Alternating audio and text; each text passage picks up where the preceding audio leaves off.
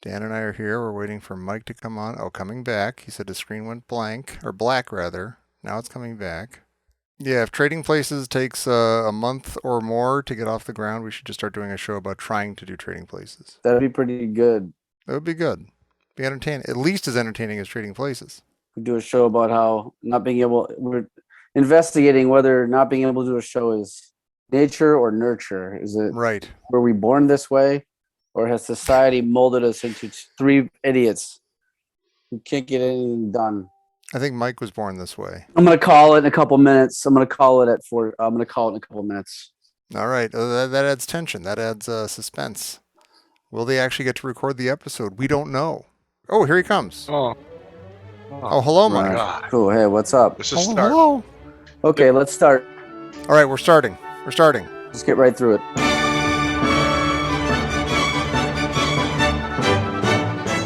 Welcome back to the Trading Places Minute. This is the podcast where the three of us get together, if God allows, and we discuss 1 minute each episode of the movie Trading Places, starring a lot of people whose names come up on the screen this episode. My name is Tom Taylor. I'm here, as always, with my dear friends, Mike DeMaria. Good afternoon. Good evening. Good afternoon, Mike. And good afternoon to you, Dan Lewis. Almost evening for me because Mike is late, but that's fine. Mike had some traffic issues, some things. Wow. I rode a bike and I'm all hot and sweaty and thirsty. This is the condition in which we greet you, our adoring audience. But this is minute 2 of Trading Places. We're still in the opening credits. This begins with shots of a busy train station, and it ends with Coleman, an actual character in this movie, stepping out the front door and getting the morning paper. Denham Elliott, king of the airways. We love him. This is the second third movie that I've done featuring Denham Elliott, minute by minute. Well, you only see him as part of the montage. See, that's okay. What movie is this reminding me of? This is a quiz right off the top for you two. What movie also starts like this? With wait, this doesn't count as trivia. This is just reading my mind. It starts with city shots of the city in question, and then little by little you start to get actual shots of the movie and the situation and characters in the movie. Well, Mike, do you know it? If not, I would say give us the city. So that might be a good clue. New York City. Okay. In the 70s. Stripes. We funny you say Stripes. We quote one specific thing from this movie all the time. Oh, fucking stop! Oh, fucking stop! Yeah. Dog Day Afternoon. Dog Day Afternoon. Yeah, does the same thing. I know I should have given you a little more, but they start with all these shots of the city and summer in the city and everything, and little by little, there's a truck pulling up in front of a bank, a specific bank, and there's a guy and I don't know where the montage ends and the movie begins. Right. Like think maybe the guy cutting up the big side beef, maybe he's going to be a character. Yeah, that's Denham Elliott, because doesn't his name come up over that guy? Yeah. Or Denham Elliott's over the butcher. And Don Amici is filling a fridge with cream cheese. And Kristen Holby looks awful. She's cutting up some lettuce in a produce stand. It's very strange. Ralph Bellamy's working a printing press as Ben Franklin. So that's more. That's what we get. More of this stuff. Capturing the feel of the city. It's trying to show you produce and butchers and industry and human capital.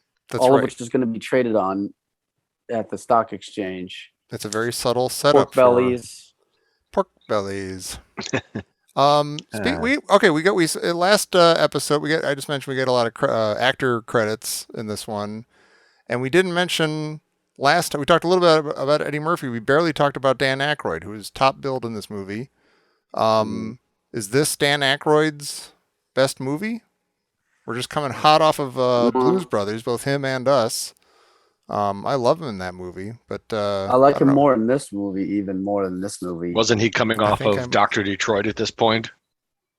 I don't think he'd done it yet. No, I think that's shortly after this one. I think though, really soon after this one. I like that. I mean, a lot of people are going to say Ghostbusters. Sure.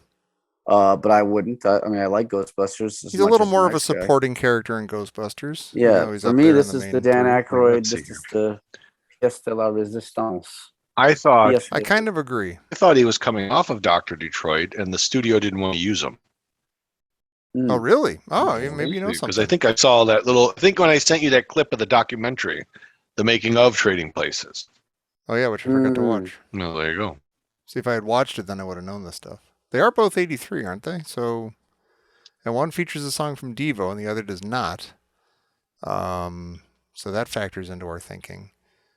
I want to say a weird thing. I think that I love the character of Elwood Blues so much, but I wonder if this is just a better performance and a better character or something in this movie. Who's to say? It's all a matter of opinion. But we love him. We love the guy. Sorry, he didn't take the world by storm like Eddie Murphy. Dr. Detroit, box office bomb. Mm-hmm. Okay, so Trading Places became a huge hit just after a few weeks after this film was released. Oh, okay. Okay, You're right. It was after. 3 points to Mike. Romance on the set. bad. Dan Aykroyd married Donna Dixon shortly after making this film, so he met her on Dr. Detroit. They would do Spies Like Us and The Count. She became together. Mrs. Detroit. Star derailing role. If it weren't for Trading Places being a hit a month later, Dr. Detroit would have stopped Dan Aykroyd's post-Belushi career before it began. Paramount executives are actually worried about Trading Places prospects due to his film's poor reception. Boom. Yeah. That's what it was. It was in that documentary that I sent you to that neither one of you watched. So I'm done. See, Mike's already right minute 2, and Mike's already doing more work than we are. He's already in there. Yeah. Thank you for that, Mike. Speaking of work, though, I mean, we were again. I had to do something after work, and I had it made it. So we're going to push it an hour till 6 o'clock. Traffic was. I'm done with traffic. I'm done with cities. I'm done with people living on top of each other. Traffic doesn't make any friggin' sense to me if everybody just moves in a direction at a steady pace. But it is better for the environment if everybody lives on top of each other. Yeah, I understand That's the other problem. That is true. But it probably helps too if they just stay home. All right. And don't. But anyway, kill themselves. Everybody killed themselves. But anyways, I said okay, 6 o'clock. Then it was like okay, 5:55. That's my ETA. I get here, and I'm using my computer, and I know what's going to happen. You know, every other computer, you jiggle the mouse, it comes on. Correct? You jiggle the mouse, you wake up in Trading Places. He sits down, pork bellies. It pops right up. Yeah. You know, it just friggin' pops up. People go to work. They jiggle their mouse, their 2 screens pop up, and they're working within 3 minutes. Never happens for me, ever.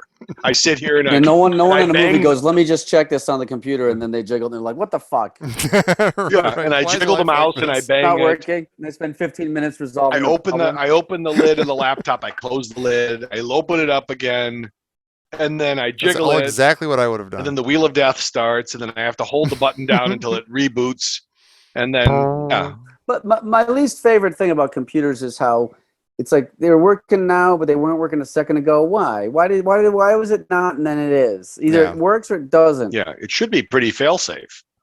My bicycle works until it doesn't work.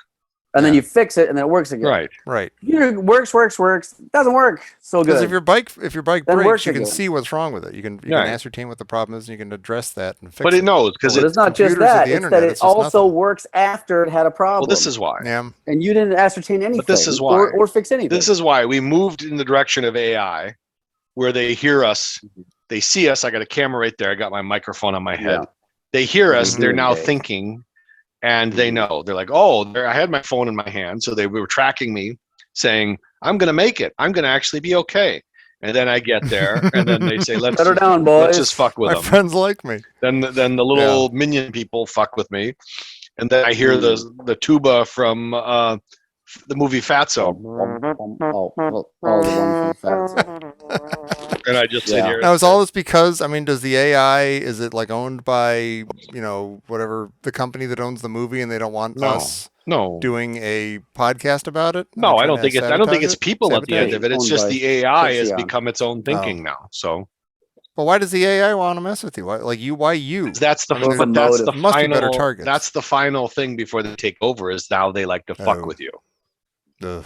Yeah, they drive you a little crazy. That's the last piece of humanity. Off kilter, and then they zap you. Yeah, that's sad. Mm-hmm. It's like when you're ready to get on your internet porn and it just cut. They know you're having a stressed out day and they just zap it. You're gone. That's the Can't worst. Get on it. Yeah, that's the worst. Can't do it. Mysteriously, you're getting all the spam all of a sudden. Can't figure out why. How'd that happen? I'll just What order have a I done? pizza now. Yeah. For real. See what happens. Yeah. Yeah. I've watched the how-to video. Yeah. Now I'm Do going to it. try it out. Sometimes you just got to do a hands-on. It's like that's the only way you're really going to learn. I've also watched the hands-on how-to video. Yeah. I'll try that out next after the pizza gets here. They shows a bunch of shots. Denham Elliott shows up at the very end. He does. Hoagie City, Mhm. convenience stores, lots of great stuff. What do you think? I realized that I could identify all the actors' names who came up. I knew who all of them were except for one guy. And I will tell we already got Dan Aykroyd and Eddie Murphy. Then we got Ralph Bellamy. Why don't you go through them for the listeners, Tom? Okay, we got Ralph Bellamy over a Ben Franklin printing press statue. We got Don Amici over a guy loading a fridge with cream cheese. We got Denham Elliott's credit over that butcher we mentioned. Kristen Holby, who is gosh, what's her name? Penelope? No, not Penelope. What's her name? Philomena. The hell is her name? Because they always call her like Poopins and Flim Flams. Oh, and they never you actually gotta say go her back. name. You gotta go back to the song though. Holy, is she even in that song? I don't think she's in that song. Constance. I'm gonna goddamn. Constance It's Fry. not Constance. Constance It's not Fry. Rufus by the Lake. It's not, Fry. Trading And she places. stepped on the ball. And she stepped on the ball. We'll get to that. That's one of my favorite lines. I'm stopping everything. I'm gonna look it up because Son it's of a driving me nuts. bitch. Son of a bitch. You mean the It character's? is Penelope. You're talking about the character's name? It's Penelope. Penelope Witherspoon. Penelope Witherspoon. Good grief. All right. Anyway, where was I? Oh, so we got her credit. I knew who she was, even though I just spent 5 minutes trying to remember her name. And it Paul did Gleason. sound right, Penelope, but it didn't sound totally right. It doesn't sound. I think they might call her It Penelope. sounded a little right. I think maybe the Duke brothers are the only people who maybe call her Penelope. It was the Dukes. It was the Dukes. Her name's Penelope. You know what to do. Y'all the Duke. Yeah, the Duke. We get Paul Gleason. He's the dude from Breakfast Club and Die Hard, and we get Jamie Lee Curtis. We know her. She's over a busy street. We get the Giant Shoes storefront with Alfred Drake and Bo Diddley. Oh, Bo Diddley, the pawn shop. And then we get the highway traffic with Frank Oz, James Belushi, Al Franken, and Tom Davis. Yep. We know who all those guys are. So the one guy I didn't know was Alfred Drake. Do you guys know who Alfred Drake plays No.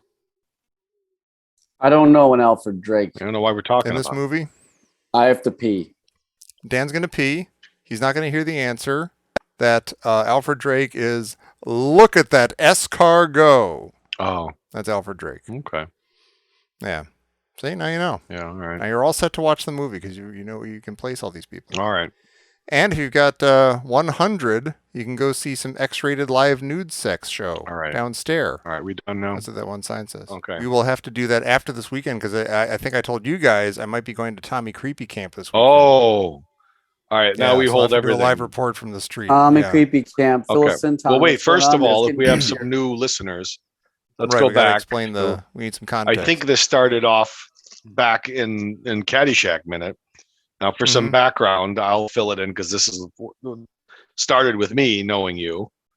So, this is what you get for knowing me. so Tom's dad went to Michigan, went to University of Michigan, Yes. and I guess there's Mhm.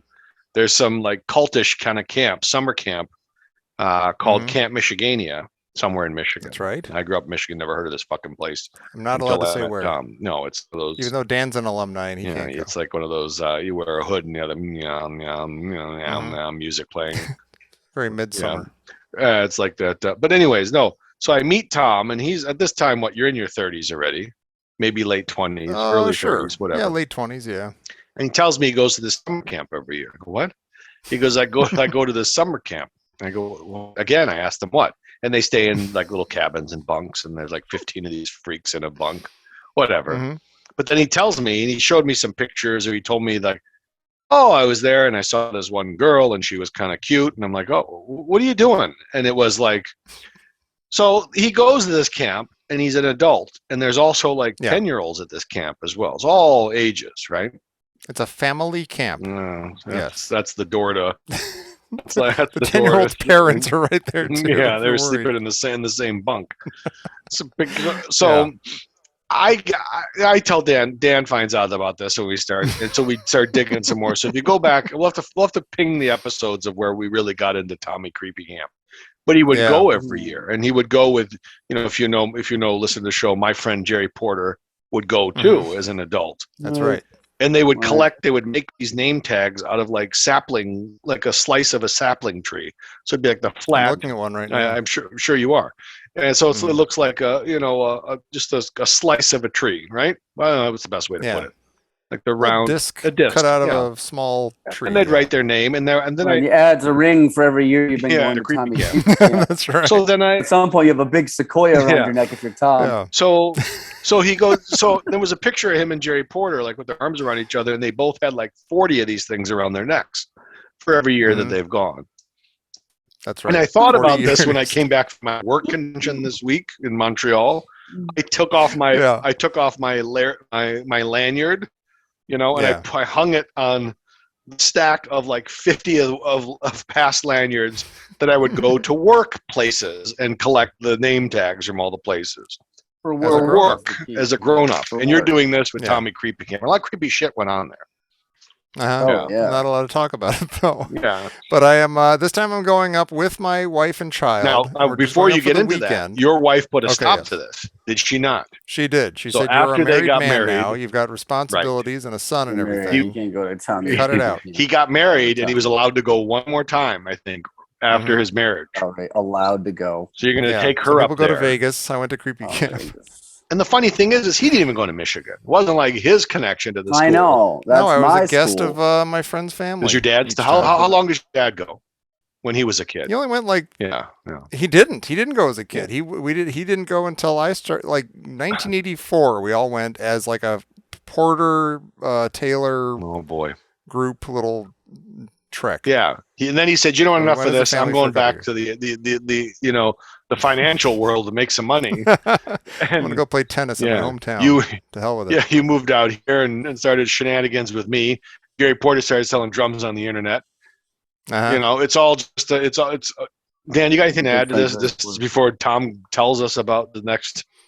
No, I just want to confirm that it's creepy. And that it doesn't ain't get any less creepy every time he goes. It's creepy with a K. And it's creepy with a K. Tommy Creepy Camp like that. And Camp with a K. That's what we call it. Well, here's the funny thing. I'm going. The plan is to just go up. I'm driving up with my friend Jerry Porter and my wife and son, and we're not gonna. I know that they are not going to be able to tolerate.